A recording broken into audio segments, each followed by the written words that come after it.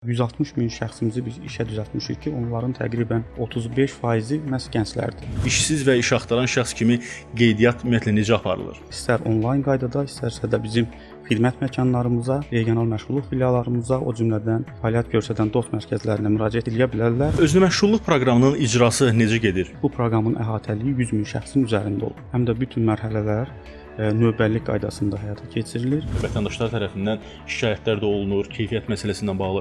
Bunlara necə nəzarət olunur? Heç şübhəsiz ki, müraciətlər var. Hər hansı bir qüsur olan aktivlərimizin dəyişdirilməsi öz tərəfindən təmin edilir. Kimlər işsizlikdən sığorta ödənişi ala bilər? Sığorta olunan şəxsimizin itirilmiş əmək haqqısının 50% həcmində 6 ay ərzində biz sığorta ödənişini həyata keçiririk.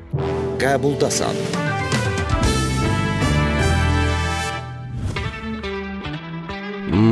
Deyirsiz kalsiyum qəbuluna başlayar? Kalsium D3 Nikametlə istifadə edə bilərsiniz. Çünki onun tərkibində kalsiumun orqanizm tərəfindən daha yaxşı mənimsənilməsinə kömək edən D vitamini var. Kalsium D3 Nikamet böyüklərdə və uşaqlarda D3 vitamini və kalsium çatışmazlığının qarşısını alır və müalicə edir. Salam, hər vaxtınız xeyir olsun, əziz Asan TV izləyiciləri və bizi Asan Radioda dinləyənlər. Aparıcınız mən Elvin Dəmirli. Sosial media hesablarımızı ekranda görürsünüz. Abunə olub gündəm xəbərlərindən, maraqlı məlumatlardan xəbərdar ola bilərsiniz. Qəbuldasanın bu dəfəki qonağı Dövlət Məşğulluq Agentliyinin İdarə Heyətinin sədri Sadiq Əliyevdir. Xoş gəlmisiniz Sadiq müəllim. Salam, xoş gördük. Bizi izləyən tamaşaçılarımızı və dinləyicilərimizi Dövlət Məşğulluq Agentliyi adından salamlayıram. Təşəkkür edirik gəldiyiniz üçün. Keçək suallarımıza. İlkin olaraq gəlin ümumilikdə məşğulluq sisteminə, qeydiyyat barədə danışaq. Məşğulluq xidmətlərinə yaralanmaq istəyən şəxslər hara və necə müraciət etməlidirlər və işsiz və iş axtaran şəxs kimi qeydiyyat ümumiyyətlə necə aparılır? Sualınıza cavab vermədən öncə ilk öncə düşünürəm ki, Dövlət Məşğulluq Agentliyinin fəaliyyəti barədə məlumat versək daha yerinə düşərdi. Dövlət Məşğulluq Agentliyinin fəaliyyətinin ana qayəsi əmək bazarında tələb və təklif arasındakı fərqləri minimuma endirmək, bacarıq və kompetensiyalara uyğun vətəndaşlarımıza əmək bazarında dəstək göstərmək, iş tapmaqda çətinlik çəkən bizim həssas təbəqədən olan şəxslərimizin məşğulluğu istiqamətində önəmli addımlar atmaq, ümumiləşdirsək isə işsiz və iş axtaran şəxslərimizin məşğulluq tədbirləri ilə əhatə olunmasına dəstək göstərməkdən ibarətdir. Məhz bu istiqamətdə də düşünürəm ki, məşğulluq tədbirlərindən yararlanmaq üçün bizim vətəndaşlarımızın qeydiyyatı ilkin bizim addımımızdır. Sual verilə bilər ki, yaxşı bu qeydiyyat nə üçün vacibdir və nəyə görə lazımdır? Bizim məşğulluq agentliyində qeydiyyata duran bizim işsiz və iş axtaran şəxslərimizin peşə yönümü və ümumi məşğulluq imkanlarının qiymətləndirilməsi üçün qeydiyyat çox önəmlidir, müraciət önəmlidir. Niyə önəmlidir? Ona görə önəmlidir ki, biz həmin şəxslərimizin hansı məşğulluq tədbirləri ilə əhatə olunması, yəni işlə təmin olunma, peşə hazırlığına cəlb olunma, özünü məşğulluq proqramına cəlb olunma və digər aktiv məşğulluq tədbirləri ilə əhatə olunmasını müəyyənləşdirməmiz üçün bu müraciət çox önəmlidir.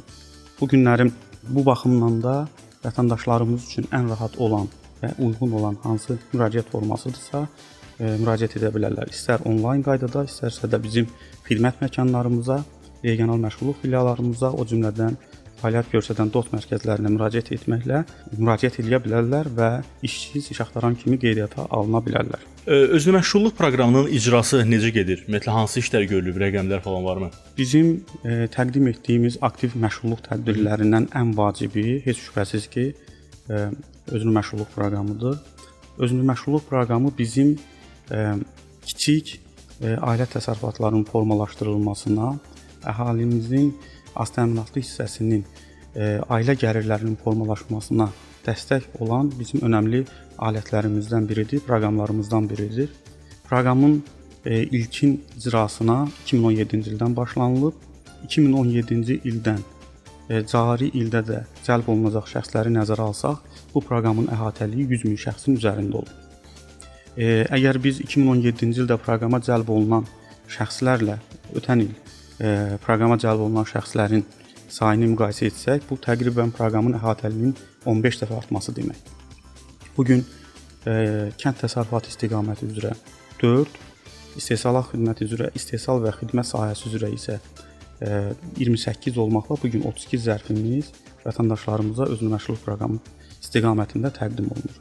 Və heç şübhəsiz ki, bu proqramın əhatəsinin və cəlb olunan şəxslərin bu proqramdan yararlanması istiqamətində biz əməkdaşlığımızı bizim sosial tərəfdaşlarımızla və digər maraqlı tərəflərlə davam etdiririk. Bunlardan ən vacibi Dünya Bankı tərəfindən bizim birgə həyata keçirdiyimiz məşğulluğa dəstək layihəsidir ki, və bu istiqamətdə də indiyə qədər biz 25 mindən çox şəxsimizi bu proqrama cəlb etmişik. Sadiq müəllim, özünəməşğulluq proqramına müraciət edən şəxslər bilirik ki, mərhələlərdən keçir. Ümumiyyətlə bu növbəllik mexanizmi necə tənzimlənir? Ümumiyyətlə özünəməşğulluq proqramının bütün mərhələlərinin hamısının həm reyestri var, həm də bütün mərhələlər növbəllik qaydasında həyata keçirilir. İstər vətəndaşların müraciət mərhələsindən tutmuş, ondan sonrakı proseslərin hər biri mütləq qaydada həm reyestri formalaşdırılmışdır, həm də növbəllik qaydasında həyata keçirilir. Müraciət etmiş vətəndaşlarımızın hər birinin scoring balları formalaşdırılır. Burada müraciət edən şəxslərimizin sosial-demoqrafik vəziyyəti, müraciət etmə tarixi, əlillik və digər aspektlərdən qiymətləndirilir və hər bir meyar üzrə vətəndaşlarımıza bal verilir. Yekun olaraq formalaşmış bal əsasında onların növbəlliyi formalaşır və Dövlət Məşğulluq Agentliyinin saytında onların növbəlliyi reyestri açıq mənbə olmaqla təqdim olunur ki, hər kəs öz növbəsini görsün və ondan sonrakı proseslərin hamısı da şəffaf şəkildə bizim saytımızda yerləşdirilməklə bu xidmət təqdim olunur. Sadiq müəllim, verilən avadanlıqların təyinatı üzrə istifadəsi məsələsidir. Aktivlərin yəni belə deyək də keyfiyyətinə nəzarət necə olunur? Çünki biz görürük ki, bəzi hallarda vətəndaşlar tərəfindən şikayətlər də olunur, keyfiyyət məsələsindən bağlı. Bunlara necə nəzarət olunur və tutaq ki, müraciətlər varmı? Heç şübhəsiz ki, müraciətlər var. Ümumiyyətlə özünəməşğulluq proqramına cəlb olunan şəxslərimizin bütün mərhələlərdə, istər ilkin mərhələ, istər aralıq və istər də yekun mərhələ olmaqla bütün mərhələlərində ünvanlılığın, şəffaflığın təmin olunması istiqamətində bütün biz bu prosesləri izləməklə yanaşı monitorinqlərimizi də aparırıq və bu proqram çərçivəsində cəlb olunan şəxslərimizdə müraciətləri əsasında biz mütləq qaydada onların həm keyfiyyəti ilə bağlı, həm digər sorğuları varsa onların hamısının cavablandırılmasını təmin edirik. Qanunvericiliyə uyğun müddət ərzində müraciət etmiş və əmlakları ilə bağlı hər hansı bir sualları olan vətəndaşlarımızın müraciətləri aidiyyəti üzrə cavablandırılır və yenə dediyim kimi qanunvericiliyin tələbinə uyğun olaraq müraciət etmiş və 30 gün ərzində hər hansı bir qüsur olan aktivlərimizin dəyişdirilməsi biz tərəfindən təmin edilir və bu istiqamətdə də bütün proseslər nəzarətdədir. Bununla bağlı bir rəqəm var, tutaq ki, ya ötən il, ya tutaq ki, bu ilin 3 ay ərzində nə qədər geri qaytarılma olub, dəyişdirilmə olub, belə bir rəqəm var yoxsa? Mən ümumiyyətlə bir statistik məlumatı qeyd edim ki, proqram yarandığı dövrdən indiyə qədər biz 100 min şəxsimizi əhatə etmişik və müraciətlərin, əmlakların geri qaytarılması və qüsurlu olması ilə bağlı müraciətlərin faiz dərəcəsi bu 100 min şəxsin içərisində çox kiçik rəqəmdir və hətta ki 0 altında bir göstəricilərlə ehtiva olunur. Ona görə də o fraqmental bir müraciətlərdir və statistik məlumatlar da əlbəttə ki bizdə var və bu istiqamətdə də əməli addımlar atırıq. Təşəkkür edirik. İndi Məşğulluq Agentliyinin digər bir sahəsi ilə bağlı sualımızdır. Deməli, mediada biz tez-tez işə düzəltmə vasitəçiləri ilə bağlı xəbərlərə rast gəlirik. Ümumiyyətlə agentlik tərəfindən bu işə hər hansı bir nəzarət varmı? Dövlət Məşğulluq Agentliyinin əsas fəaliyyət istiqamətlərindən biri də işə düzəltmədə vasitəçilik fəaliyyəti ilə məşğul olan hüquqi şəxslərin reyestrini aparmaqdır. Bu istiqamətdə qeyd etdiyim kimi fəaliyyət göstərən yalnız hüquqi şəxslər, qanunvericiliyə uyğun olaraq yalnız hüquqi şəxslər ola bilər və onların aidiyyəti bizim alt sistemlərimiz vasitəsilə məlumatları əsasında biz reyestrimizi formalaşdırmışıq. Dövlət Məşğulluq Agentliyinin saytında bu barədə ayrıca bir bölməmiz vardı və qanunvericiliyə uyğun olaraq fəaliyyət göstərməyən işə düzəltmə vasitəçiləri inzibati məsuliyyət daşıyırlar. Qeyd edim ki, bizim bu fəaliyyət istiqamətimizə uyğun müraciət edən vətəndaşlarımız, işə düzəltməyə vasitəçilik edən hüquqi şəxslərə müraciət edən bizim vətəndaşlarımızın işə düzəlməsi və digər məsələlər də statistik məlumatlarda həmin reyestrdə öz əksini tapır. Yəni vətəndaşlar ümumiyyətlə nəyi nəzərə almalıdırlar bu məsələlərdə, həmin o vasitələrə tutaq ki, müraciət edəndə? İşə düzəlmədə vasitəçilik edən şirkətlərə, müəssisələrə dair əsas tələb ondan ibarətdir ki, birinci şərt ondan ibarətdir ki, bu hüquqi şəxs olmalıdır. 2. Qanunvericiliyə uyğun olaraq qeydiyyatdan keçməlidir. 3. Qanunvericiliyin tələbinə uyğun olaraq reyestrdə öz məlumatlarını əks etdirməlidir. Yəni vətəndaş bunu necə belə deyək də öyrənə bilər, necə onu bilsin? Vətəndaş Dövlət Məşğulluq Agentliyinin saytında bununla bağlı işə düzəlmədə vasitəçilik edən şirkətlərin reyestrinin ayrıca bir bölmə var.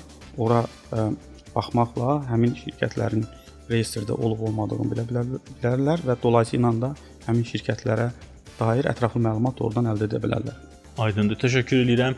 Biz qısa aradan sonra davam eləyəcəyik. Xatırladım ki, qəbulda salınan qonağı Dövlət Məşğulluq Agentliyinin İdarə Heyətinin sədri Sadiq Əliyevdir. Qəbuldasan.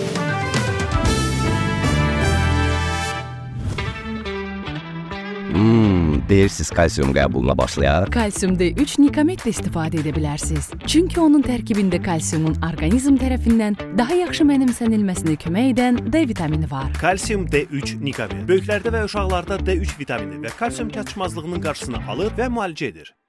Qaldığımız yerdən davam edirik. Bir daha xatırladım ki, qəbulda salınan qonağı Dövlət Məşğulluq Agentliyi İdarə Heyətinin sədri Sadiq Əliyevdir. Sadiq müəllim, kimlər işsizlikdən sığorta ödənişi ala bilər? Proses və qaydalar necədir? Ümumiyyətlə işsizlikdən sığorta anlayışının qısa mahiyyəti barədə məlumat vermək istəyirəm. İşsizlikdən sığorta ödənişi sığorta olunan şəxsin itirilmiş əmək haqqının kompensasiya edilməsinə yönəldilmiş bir mexanizmdir. Onun əmək bazarında risklərinin ötürülməsi metodu kimi biz bunu izah edə bilərik və bu istiqamətdə fəaliyyət işsizlikdən sığorta haqqında qanunla tənzimlənir. Kimlər işsizlikdən sığorta ödənişini ala bilərlər sualına gəldikdə isə bu gün qanunvericilikdə hansı hallar var, onlar sadalanır. Onların mən bir neçəsini sadalamaq istərdim.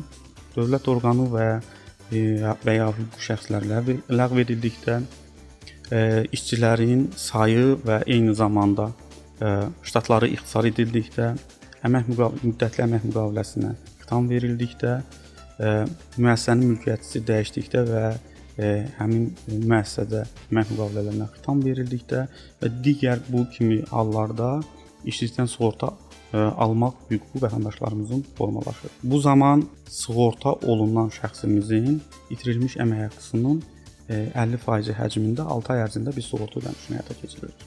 Əgər 6 ay müddətində təyin olunmuş işsizlikdən sığorta ödənişindən sonraki müddətdə də həmin şəxsin 3 ay ərzində minimum əmək haqqı həcmində işsizlikdən sığorta ödənişi almaq hüququ vardır. Sadiq müəllim, gənclərin məşğulluğundan bağlı hansı işlər görülür? Bu gün Dövlət Məşğulluq Agentliyi tərəfindən həyata keçirilən bütün aktiv məşğulluq tədbirlərinin hədəfində bizim gənclərimiz öncül sırada dayanırlar. Qeyd edim ki, ötən ilin statistik məlumatlarına biz nəzər salsaq, 160 min şəxsimizi biz işə düzəltmişik ki, onların təqribən 35%-i məhz gənclərdir. Və bizim bu tendensiya bizim digər aktiv məşğulluq tədbirlərində də özünü biruzə verir. Bizim peşə hazırlığı istiqamətində cəlb etdiyimiz şəxslərin mütləq əksəriyyəti gənclərdir və bu istiqamətdə də gənclərin rolu həqiqətən də əvəzsizdir. Məlumat üçün qeyd edim ki, peşə hazırlığı bizim ana istiqamətlərimizdən biridir. Bu gün əmək bazarında ən çox tələb olunan 175 peşə və ixtisas üzrə ən çox tələb olunan istiqamətlərdə biz dövlət və özəl tərəfdaşlığı çərçivəsində özəl tədris müəssisələri ilə Dövlət Məşğulluq Agentliyinin tabeliyində olan peşə hazırlığı mərkəzləri ilə peşə hazırlığını təşkil edirik və bu istiqamətdə də yenə deyim ki, gənclər ön sıradadırlar. Digər bizim proqramlarımızdan olan özünün məşğulluq proqramında da bizim gənclərin payı yüksəkdir və digər aktiv məşğulluq tədbirlərində də gənclərimizə hədəflənən biz layihələr, proqramlar həyata keçiririk və bu istiqamətdə də önümüzdəki dövrdə də fəaliyyətimizi davam etdirəcəyik. Bəs şəhid ailə üzvləri, o cümlədən müharibə veteranlarının məşğulluğunun təmin olunmasına bağlı hansı işlər görülür və ümumiyyətlə bu istiqamətlər üzrə hansı formada dəstək göstərilir? Bizim təqdim etdiyimiz məşğulluq tədbirlərinin içərisində həssas təbəqədən olan bizim şəxslərimizin, o cümlədən şəhid ailəsi üzvlərinin, müharibə iştirakçıları, müharibə ilə əlaqədar əlilliyi olan şəxslərimizin, cəza çəkmə müəssisələrindən azad olan şəxslərimizin işlə təmin olunması üçün bizim proqramlarımızda üstünlük verdiyimiz kateqoriyadan olan şəxslərdir və həmin şəxslərimizin işə düzəlməsi istiqamətində bizim işə götürənlərimiz tərəfindən atılan addımlarda da dövlət tərəfindən də bunun qarşılığı olaraq dəstək tədbirləri işə götürənlərimizə verilir və bizim əmək haqqının birgə maliyyələşməsi proqramı çərçivəsində məhz bu kateqoriyadan olan şəxslərimizin işə götürülməsinə dəstək verən işə götürənlərimizin bir il ərzində əmək haqqlarının yarısının Dövlət Məşğulluq Agentliyinin vasitəsilə təqdim olunması həyata keçirilir. Hazırda böyük qayıdışa dair birinci dövlət proqramı icra olunur. Ümumiyyətlə öz doğma yurdlarına qayıtmış insanların məşğulluğunun təmin olunması ilə bağlı konkret olaraq hansı addımlar atılır? Ümumiyyətlə əhalinin dayanıqlı məskunlaşmasının əsas məqamlarından biri heç şübhəsiz ki, əhalinin məşğulluğu təmin olunan istiqamətlərdə dayanıqlı məskunlaşma daha çox baş vermiş olur. İşğaldan azad olunmuş ərazilərimizdə biz birinci qayıdışa dair birinci dövlət proqramı çərçivəsində də heç şübhəsiz ki, məşğulluq istiqamətində önəmli işlər görmüşük. Burada prosesin qısa təsvirini verəsi olsaq, ilk öncə biz köçmək siyahısında olan köçəcək şəxslərimizin sosial-demoqrafik vəziyyəti ilə bağlı təhlillər aparırıq, onların məşğulluq imkanlarının qiymətləndirilməsini aparırıq və onların işləmə perspektivlərini nəzərdən keçiririk. Daha sonra işğaldan azad olunmuş ərazilərdə fəaliyyət göstərən bizim işə götürənlərimizlə onların vakansiya tələbi, işçi ehtiyacını dəqiqliklə öyrəndikdən sonra artıq bizim əlimizdə həm işə götürənlərin işçi ehtiyacı ilə bağlı, həm də əraziyə köçəcək bizim keçmiş məcburi köçkünlərimizlə bağlı ətraflı məlumat olur və beləliklə bunların biz görüşünü təşkil edirik və onların işlə təmin olunmasını həyata keçiririk. Bu gün işğaldan azad olunmuş əraziyə köçmüş və iqtisadi fəal olan, işləmək iqtidarında olan bizim şəxslərimizin 86%-nin biz məşğulluğunu təmin edə bilmişik. Yerdə qalan digər 14% bizim şəxsimizin isə məşğulluğunun təmin olunması üçün addımlar atırıq. Burada biz müxtəlif bizim aktiv məşğulluq alətlərimizdən istifadə edirik. Bunlardan biri əmək yarmarkalarıdır ki, istər ümumi əmək yarmarkaları, istər ixtisaslaşmış, istərsə də mini yarmarkaları biz işğaldan azad olunmuş ərazilərdə keçiririk və həmin ərazidə artıq məskunlaşmış bizim işçi şəxslərimizi də həmin əmək yarmarkasında iştirakçı kimi dəvət etməklə onların münasib işlə təmin olunmasına dəstək göstəririk. Digər məsələ bizim həmin istiqamətdə Ağdam Sənaye Parkında digər işə götürənlərimizin ərazisində media turlar təşkil edirik ki, həm bizim maarifləndirmə tədbirləri çərçivəsində ərazidə olan iş yerləri barədə, həm iş şəraiti barədə bizim oradakı vətəndaşlarımızın tam məlumatları olsun ki, onların da layiqli işlə təmin olunmasına biz bu istiqamətdə də dəstək göstərə bilək. Sadiq müəllim, sonuncu sualımız cari il üzrə daha nələr planlaşdırılıb, hansı yeniliklər ola bilər?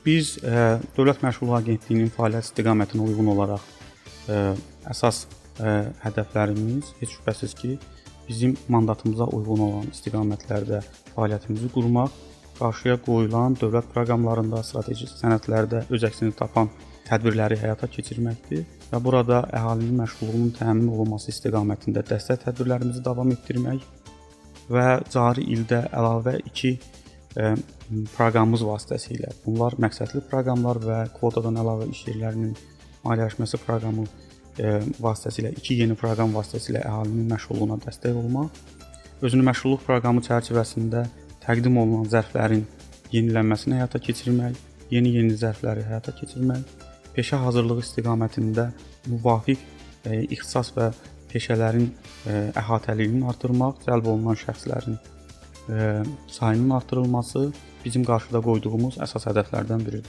Çox sağ olun Sadiq müəllim, gəldiyiniz üçün təşəkkür edirik. Asan TV və Asan Radioda qəbulda salınan qonağı Dövlət Məşğulluq Agentliyi İdarə Heyətinin sədri Sadiq Əliyev idi. Mən sizinlə növbəti görüşümüzə kimi sağollaşıram. Özünüzdən və sözünüzdən müğayət olun.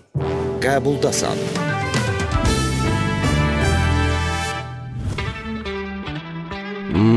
Deyirsiz kalsium qəbuluna başlayaq. Kalsium D3 Nikametlə istifadə edə bilərsiniz. Çünki onun tərkibində kalsiumun orqanizm tərəfindən daha yaxşı mənimsənilməsinə kömək edən D vitamini var. Kalsium D3 Nikabe böyüklərdə və uşaqlarda D3 vitamini və kalsium çatışmazlığının qarşısını alır və müalicə edir.